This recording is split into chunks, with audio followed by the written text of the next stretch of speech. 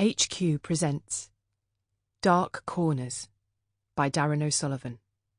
Read by Emma Pallant. 15th of July, 1998. I can't sleep thinking about what we will do tomorrow. I'm scared he will know. I'm scared he will be watching me. Chapter 1. August 1998.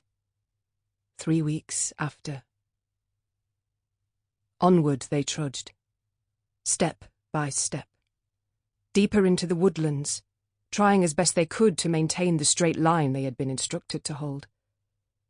They didn't speak. They could barely look one another in the eye.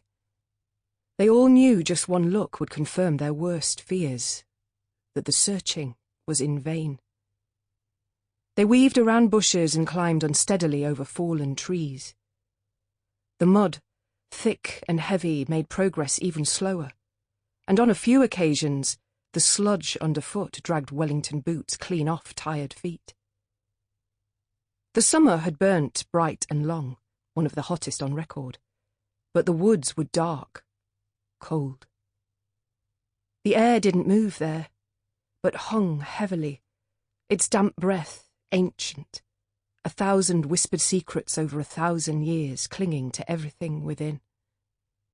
And somewhere within, she might be alive, hoping to be found. It had been 3 weeks since she had vanished. 3 long weeks. It didn't ring the bell of hope. Regardless, they didn't stop moving. They didn't stop looking. In the middle of the group walked Neve. She moved silently, helped those who were stuck, and in return was helped when she became stuck herself. They had walked for long enough that the snapping of twigs and rustle of animals moving in the undergrowth no longer startled them. Upon reaching a clearing, they were told by the search leader, a policeman called Thompson, who had led the investigation, to stop and rest. Finding a felled tree, Neve sat and took a moment to look up through the thick canopy of summer leaves to the sky beyond. It was beginning to morph in colour as day changed into night, a beautiful pink hue wrapped around a cloud. It looked contented, peaceful, oblivious.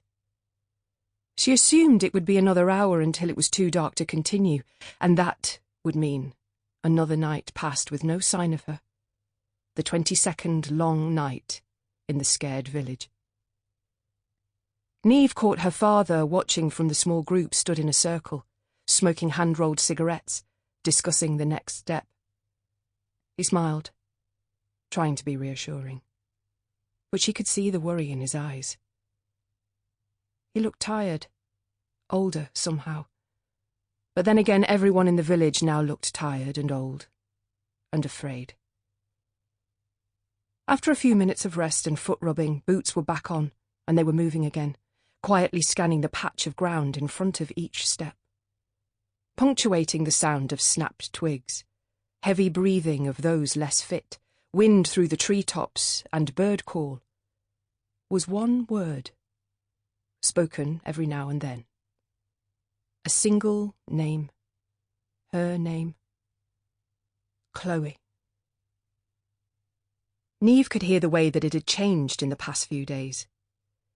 They used to call for Chloe as a question, as if to say, "Chloe, can you hear us? Chloe, where are you?" Now the question mark had gone. The tone had deepened. Her name was now called because it was something they needed to do. If they fell silent, the search would be over. With each day, each night, the hope dwindled. A few nights out alone a person could survive. A week would be tough, but not impossible. But after 3, without a sign or a sound, it didn't look good. And it placed them all in the awful position of wanting to find her, but not being the one to find her. No one said it. But as Neve looked at those around her, she could see fear in their eyes. A fear of being the one to stumble across a 16-year-old girl, face down in a bog, bloated and blue. Sample complete. Ready to continue?